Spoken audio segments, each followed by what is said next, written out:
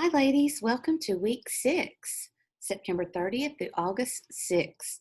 Excuse me, October 6th. Woo! I went back in time. Let's look at this week's reading. We have chapter 4 in Teacherpreneurs.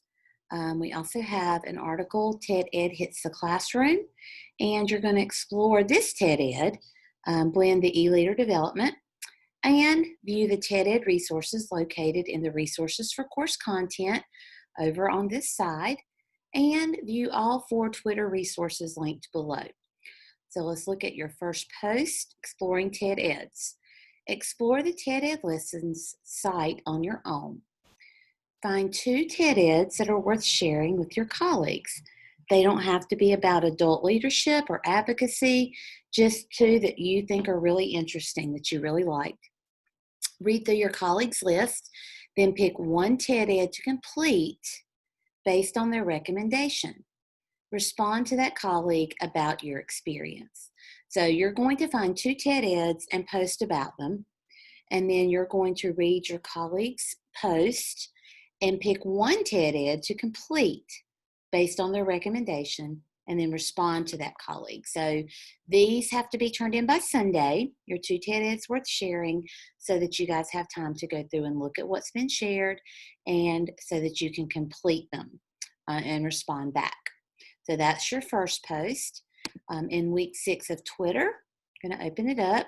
We have a link here, Twitter for Teacher Leaders, hashtags explained, tweet like a ninja, and tweet like a ninja. Then public versus private tweets. Just as a point of information, watch this 48-second video on the difference between public and private tweets. Your Twitter account settings are completely up to you. So you have this video here to watch. And then you have a post. And this is a video post. Teacherpreneur, Chapter 4. How can the resources included in this week's reading, the Twitter info and TED Ed, help make teachers and teaching visible? So you're really talking about the value of Twitter and TED Ed. Do you have a Twitter account? If so, have you ever used it for advocating for the teacher profession? What are your thoughts about using Twitter in this way? Create a tweet with the hashtags, hashtag Learning Matters, hashtag EDCU683, and then post a screenshot of the tweet that you make. What are your thoughts for a topic for your own TED Ed advocacy project? Create a video post answering the questions above and respond to at least one peer's video with another video response. This discussion board is designed to help you become even more comfortable with video and help you build a strong community. So this post is also due on Sunday so that you have time to do your video response. So this one's, you've got a couple of questions to answer and a tweet on Twitter, and just include that screenshot and your video post in this required Teacherpreneur Chapter 4 post. So I know that's very wordy. If you don't have Twitter and you have to create one, that's fine.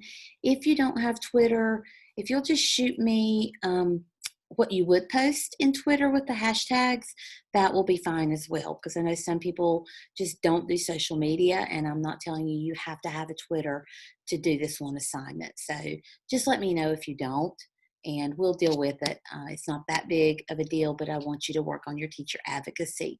So you could tell me what you would tweet if you did have a Twitter.